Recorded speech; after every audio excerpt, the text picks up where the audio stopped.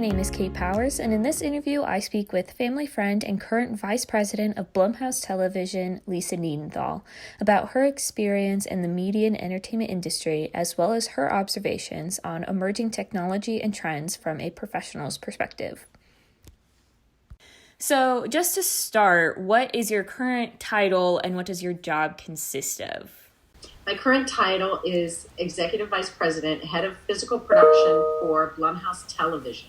It basically encompasses overseeing the physical production side of all of our TV series, streaming movies, scripted and unscripted. And that basically means from the inception of something that we're developing, figuring out how we could produce it, where we could produce it, how much it would cost, and then all the way through, hiring the team that's going to make the product, going through production with it, all the budgeting, scheduling, shooting, through post-production, which I also oversee, and then through the delivery of the product. So it's sort of the whole gamut of actually the physical production side of the business. And what was your journey like to get to where you are now? Just quick overview after you graduated. So my first job in the business was as a production assistant on a movie that was filming in Boston, which is where I lived at the time. And really it was just, I was a PA and I worked in the production office, and I did that for a while and a couple of different projects. And then I moved to California on one of those projects and then got a job on staff at Disney as a production coordinator. So I started freelance, and then for the next 10 years, I was on staff between Disney, Viacom, and Showtime. And then for the next many years, I started freelancing as a producer and a line producer. In the last several years, I combined sort of freelance with consulting, and then 4 years ago got back into a staff job with Blumhouse because it just felt like the right time to, sort of get into an executive position and kind of explore that. And since you've worked in various types of both traditional and new media landscape, what were some learning curves or differences when you moved into production specifically for streaming services?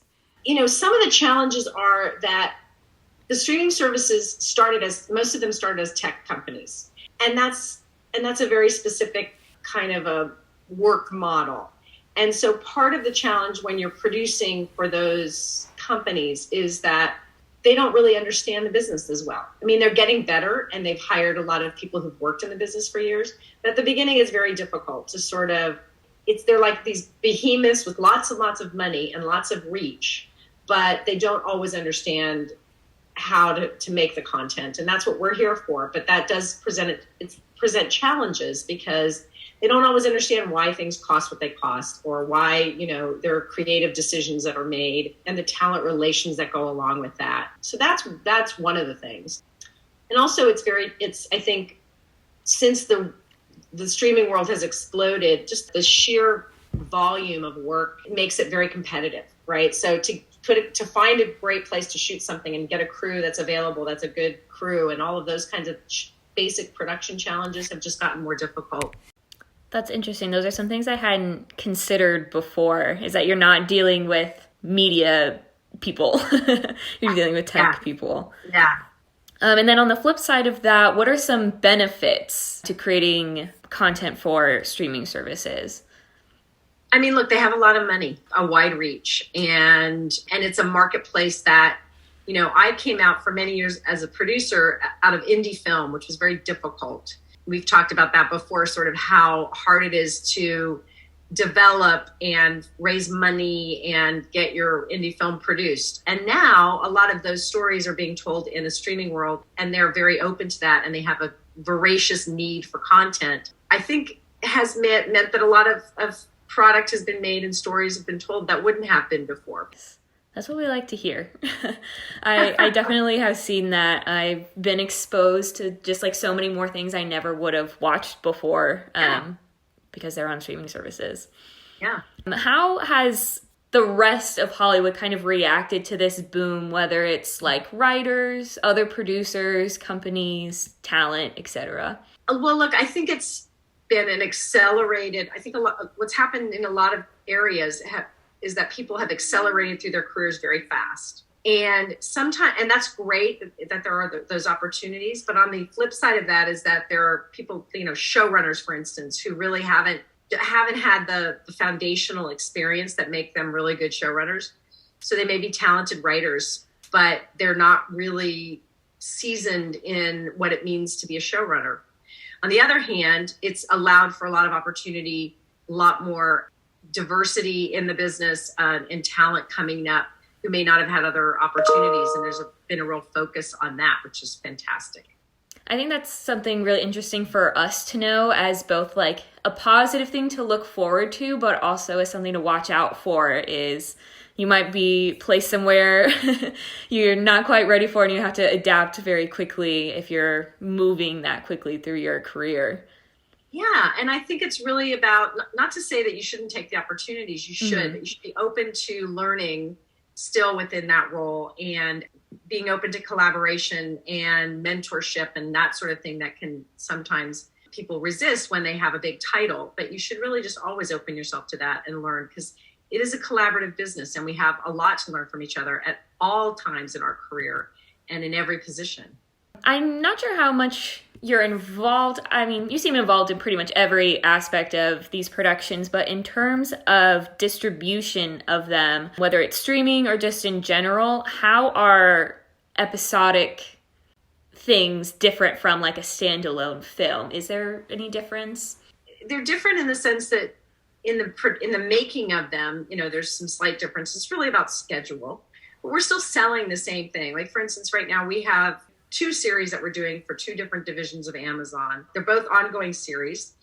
One is mainly for the US market. The other one is kind of really more specifically catering to the Canadian market. And then we have a movie that we're doing for Amazon. That's just a different production group within their company. But at the end of the day, it's still about developing and selling this content. So for us, for Blumhouse as a company, it's really not that much different. It's like we have a series that we're going to develop and sell. We have a limited series we're going to develop and sell, or we have a movie we're going to develop and sell. And as long as it's not a theatrical film, which we deal with on the feature side of the Blumhouse company, which I'm not a part of, it's just about, I guess, really creatively looking, who would this content be a good fit with? Is it more of a straightforward kind of network show? We have some of those.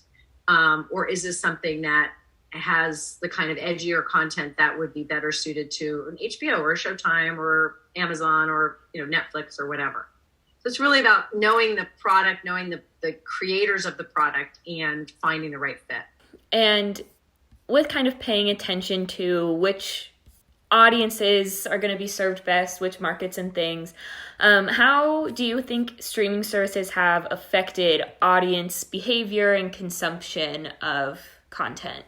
Obviously they have. I think it starts with Netflix, right? And it's sort of like a self-perpetuating thing, right? The more you can, this is a very simplistic answer, but if you turn on Netflix and you watch something, they're collecting that data of what you're watching, and then they're going to try to feed the pipeline of that for you. And I think they're compiling all of that data among all of their audiences, and they have the ability, as do many of these streamers, again, because they come from the tech world and they have a lot of money, and they can be very targeted to fill that pipeline with things that you as a consumer will like, I will like, when it comes up on your feed of things that they think you'll like based on your previous habits. I think that's what's changed. I mean, it's not just sort of like looking at a box office and saying, oh, the most people saw this, so we're going to make more of this. It's become much more niche and data specific. Is that a good thing or a bad thing? I don't think it's either. I think it is just, personally as a consumer, I don't love that that they're sort of watching me in that sense. But in terms of the content, I think it's a good thing that it's, I think, again, it goes back to the thing that I think there are stories being told now that wouldn't have been told before, because now there's a more targeted audience that can respond to that. What do you think is next for streaming services in terms of how they operate and the structure of their business model? I mean, honestly, that is like way above my pay grade. I have no idea. I would tell you anecdotally, I think the fact that Coda just won the Academy Award and that was an Apple film is going to make all the streamers want to always do some of that, because there's always a constant desire for both the creative and critical acclaim and all of the things that awards and that sort of thing bring, and then the audience. So and it's not always the same.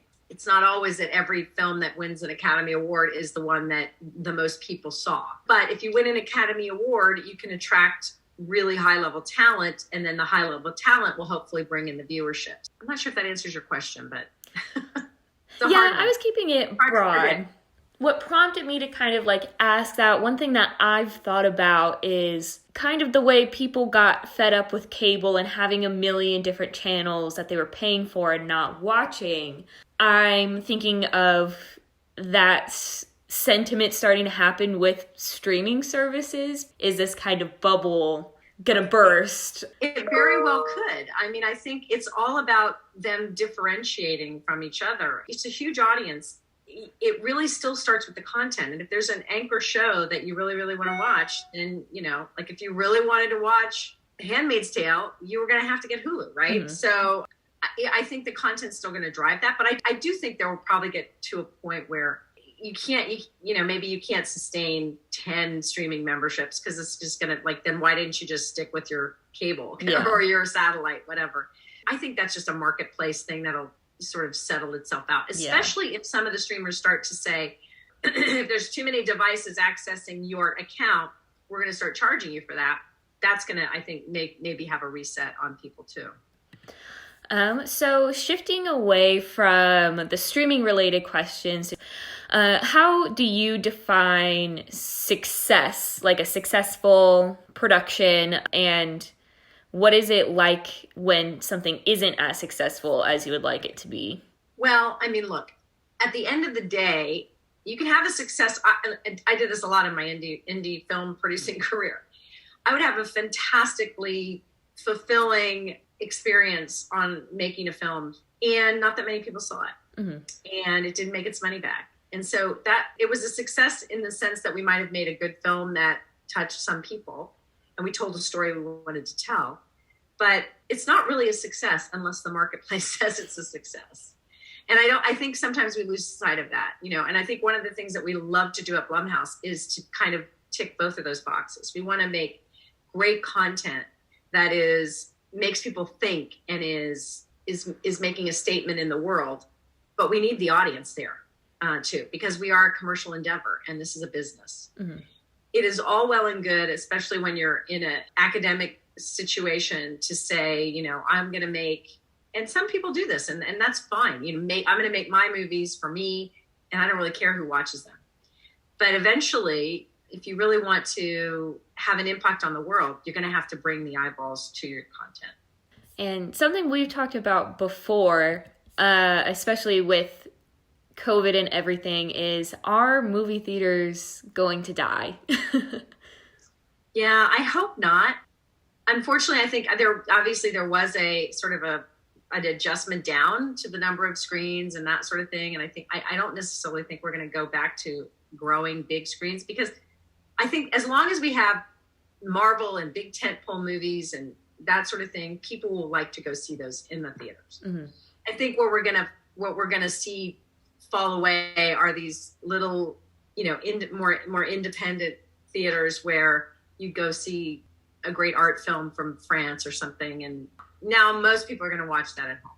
Mm-hmm. And I think, I think in the short term, at least, I don't know for the future what will bring. I think there's a communal experience about going to the theater and seeing movies that people will still be drawn to, and as long as that's available from the marketplace, people will do that. It may not be. It's not going to be on the scale that it was before, I don't think. Yeah, I agree. Every time I start to think that they're going to go away, like this past weekend I went to see Batman, and that theater was to my dismay, packed. Right? Even like 3 weeks after its release. So, yeah. And I also just think about the fact that even when you have something like theater productions that are recorded and put on streaming services or in theaters and things, people kind of used to think that that would take away from live theater. And I don't think it really has, because kind of what you were saying about the communal aspect of very human experience of like connecting with other people as you're all like watching something together, I think will stick around. Yeah, and I think especially in a post-COVID world, you know, where people were starved for that for so long, and once they get to a comfort level to be back out and about in it, I think they will. I think they'll gravitate there, hopefully. Yeah. And then my last question, just to wrap things up, what are you currently working on that you're excited about, or just other projects that you're not involved in but you're excited to see?